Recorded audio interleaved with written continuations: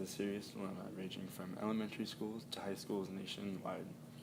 And it brings up an important question. What has El Dorado done to combat bullying?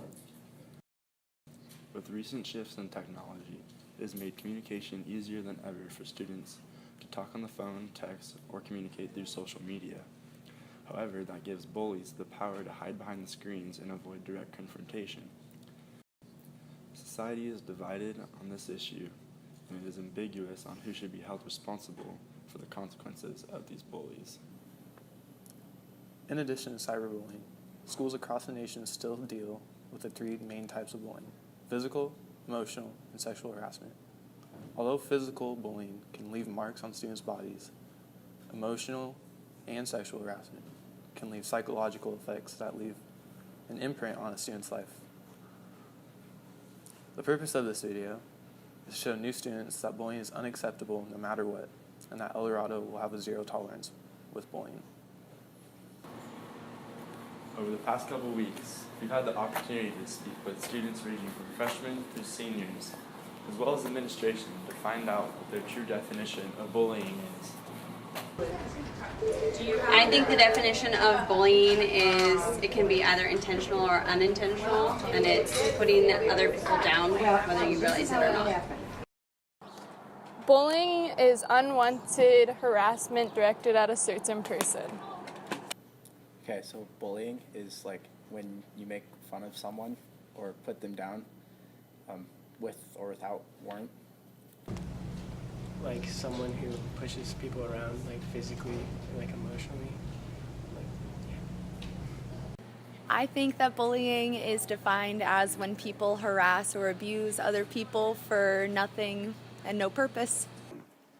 All right, so yes, we have a policy here throughout the district, and it's in our board policies of what the steps we should take for bullying. But here's what we do here at the school.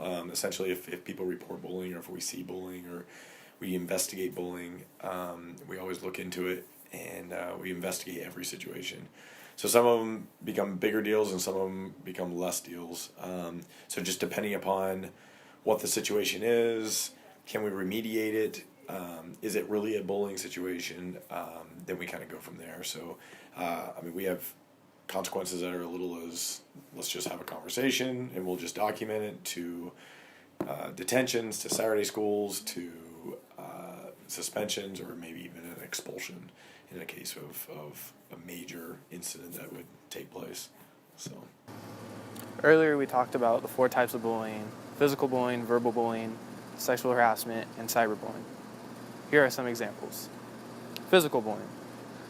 This is when one person instigates unwanted acts or behaviors onto another person. Some examples would include pushing, punching, tickling, spitting on someone. These are all examples of physical bullying. Next is verbal bullying. This is when one person targets another through spoken word and makes unwanted comments. The target is usually very offended. Some examples of verbal bullying would be mimicking, spreading rumors, as well as just making any unwanted comments. Next is sexual bullying or sexual harassment. This is when one person makes acts that are sexual in nature and they target a person, and that person feels threatened or very uncomfortable because of the bully's actions. So some examples would be like pinching, tickling, or touching anything that is unwanted and points towards sexual behavior. This can also happen through sexual comments. Some more examples would be performing non-consensual sexual acts, sharing another person's sexual history, all revolve around sexual bullying. The last kind of bullying is cyberbullying. This is when a person uses social accounts or social media, text messaging, emails, all to bully somebody online. Some examples would be making derogatory accounts, spreading rumors through text, as well as posting a hurtful comment towards another person. Any of this is an example of cyberbullying. One time I was a victim of cyberbullying. I had finally worked up the courage to post a picture, like my favorite selfie on Instagram, expecting maybe some kind comments and likes on it, but instead I had gotten very rude comments from some of my peers. I just started off. Yeah, you could just make it super short. It doesn't have to be super detailed or anything. Growing up, I used to get bullied and picked on for the littlest things that I did, or because I was a loner and I would sit there and kids would come up to me and they would hit me or throw things at me and say rude things, or whenever I tried to get up and say something, they would get even more mad, or they would find me after school and yeah, they would just. And then when I was finally able to stand up and say something about it, they got really mad, and I had to be kicked out of school for it because I finally stood up and said something. But ever since then, I've been perfectly fine. So. Okay. If there was any advice you could give to someone being bullied, what advice would you give them? Basically, you need to speak up and say something instead of just staying in the dark and being quiet, because it's not good for yourself and anybody else around you, because it's always better to say something and help others out, and including yourself, because it's just bad to keep all those feelings in and keep all the words and things that they're saying in.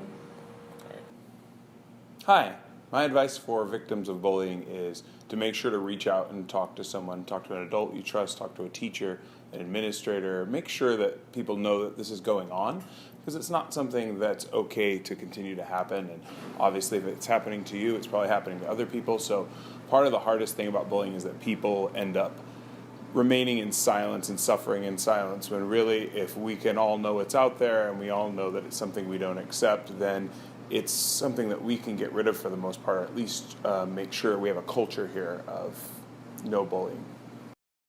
Alright, so I would just ignore the bullying, because all the time it's pretty irrelevant and it just won't matter what they say. I want to talk about my experience of being a bystander, and I've been a bystander honestly a lot of times, and it's not really the right thing to be a bystander and not say anything about it, which is what I've done in the past. Because if you don't say anything about it, then the bullying's just going to keep going, and that's not right. We really need to put a stop to bullying. So as a bystander, it's really your responsibility to say something, even if you don't feel like it or you feel like you're doing a wrong thing. You're really not, because bullying is a really serious issue right now, and a good way to stop it is to expose it. So in conclusion, bullying has become a nationwide problem that we can take many steps to fix. We should teach our children empathy and compassion towards others, and start with that. In the meantime, if you are the bystander of a bully, or you are the bully or a victim, don't be afraid to seek help for your problems, and make sure that you are going through the situation with understanding and compassion for the other person as well.